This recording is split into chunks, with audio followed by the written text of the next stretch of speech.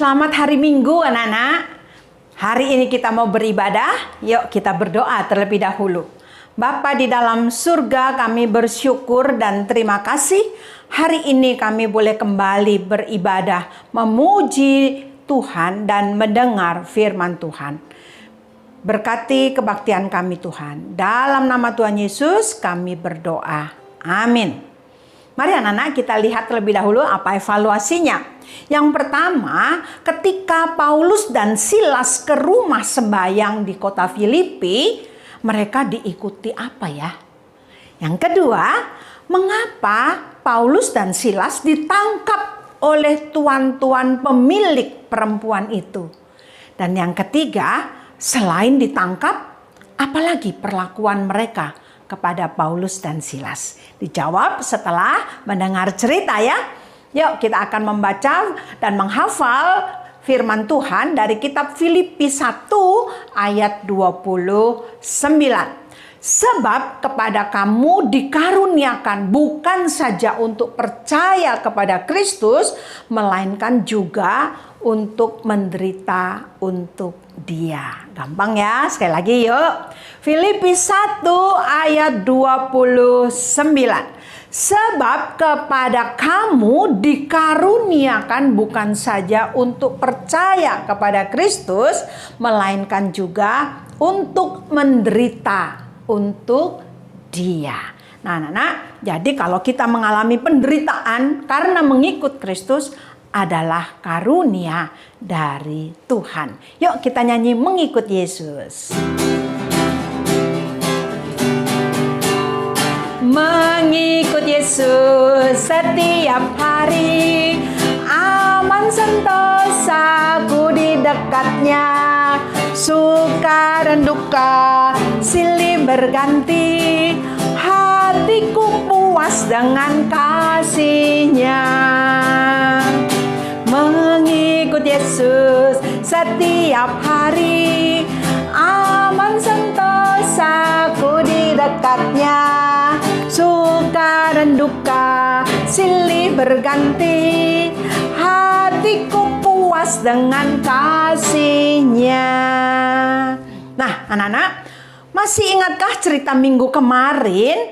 Di kota Filipi, Paulus membaptis Ibu Lydia dan perempuan-perempuan yang lain yang percaya kepada Kristus. Nah anak-anak, di rumah sembahyang mereka beribadah. Berkali-kali Paulus, Silas berada di rumah sembahyang orang Yahudi di sana. Nah, suatu kali anak-anak, ketika mereka berada di rumah sembahyang, ada seorang perempuan yang duduknya nggak bisa tenang. Nolah-noleh, senyum-senyum, tertawa-tawa. Kok nggak bisa tenang di dalam tempat ibadah ya? Harusnya kan duduk dengan baik, mendengar firman dengan baik. Siapa perempuan itu anak-anak? Ternyata perempuan itu adalah seorang petenung. Dia mempunyai roh tenung.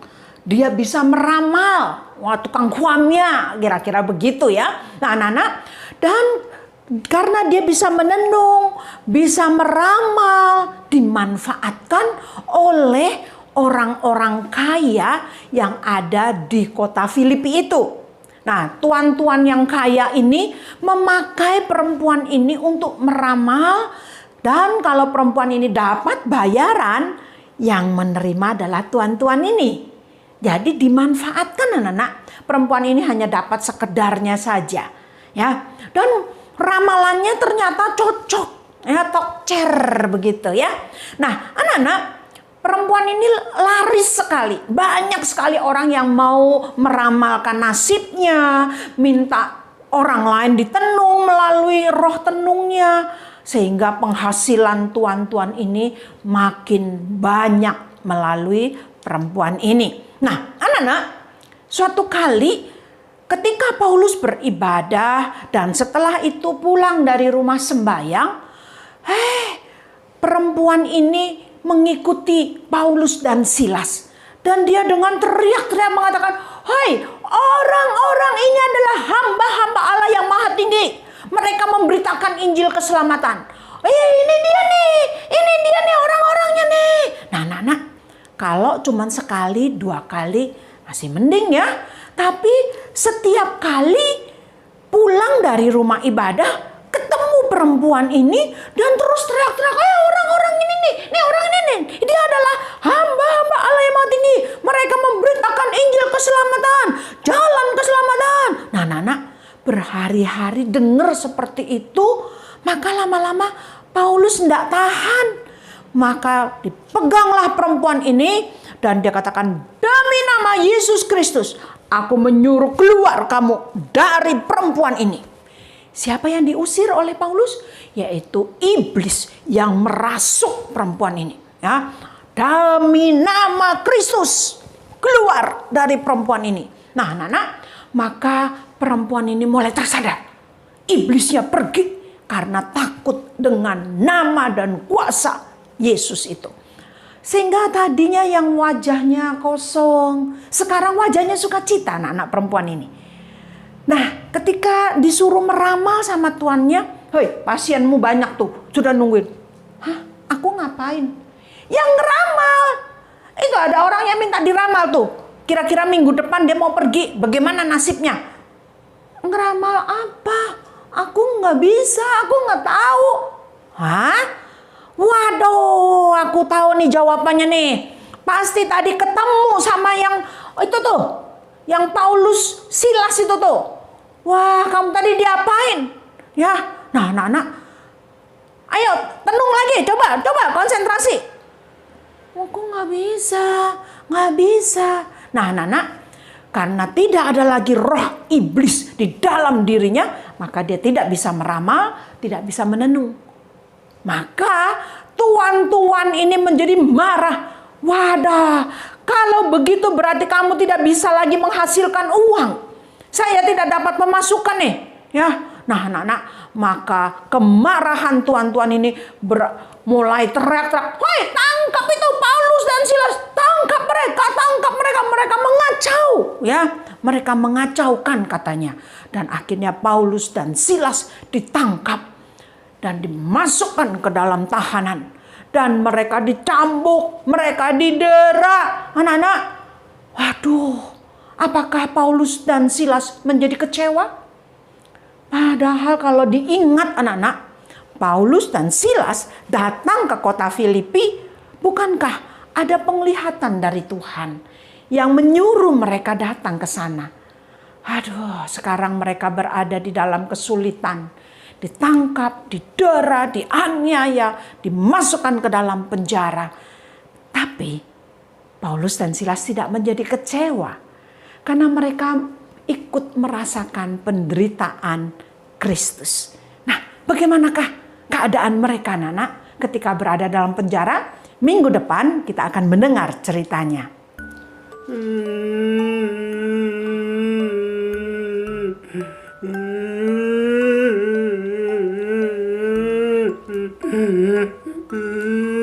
Jok, kenapa Jok? Nangis? Kenapa? Sakit kamu? Enggak, Lah, terus kenapa nangis? Jojo dikeluarin dari grup main games. Jojo, gara-gara ibadah sekolah minggu, Jojo duluin. Mereka marah jadinya. Ya, elah Jojo, baru juga dikeluarin dari grup. Gitu aja sedih. Bikin grup lagi aja, Jo. Masalahnya itu kalau Jojo dikeluarin, poinnya Jojo yang udah gede itu semuanya jadi angus.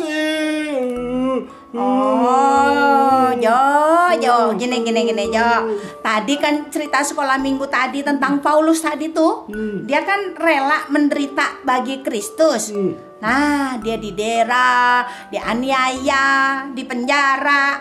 Dia nggak kecewa, dia bersyukur sama Tuhan karena dia ikut merasakan penderitaan Kristus. Kamu mah belum apa-apanya, Jo. Baru juga dikeluarin gitu. Bikin baru aja. Nanti pasti dapat poin lagi. Ya, nanti Jojo utamain Yesus deh. Biarpun tantangannya Jojo harus ngadepin juga. Tapi tantangan yang Jojo hadapin nggak sebesar yang dihadapi oleh Paulus ya, Ji. Iya. Ya, betul. Oke, I. Jojo mau bikin grup lagi aja. Terima kasih, I. Oke, Jo. Nah, anak-anak, mari kita tetap utamakan Kristus di dalam hidup kita. Walaupun banyak tantangan, jangan menjadi kecewa. Tetapi boleh bersyukur karena merasakan penderitaan Kristus. Walaupun tidak seberat yang dihadapi oleh Kristus. Bisa dilakukan? Yuk kita berdoa. Tuhan, tolong saya senantiasa mengikut Engkau di dalam kehidupan kami. Begitu banyak tantangan, kami mau tetap setia. Dalam nama Tuhan Yesus, kami sudah berdoa. Amin. Ini evaluasinya. Sampai jumpa, Nana. Tuhan Yesus memberkati.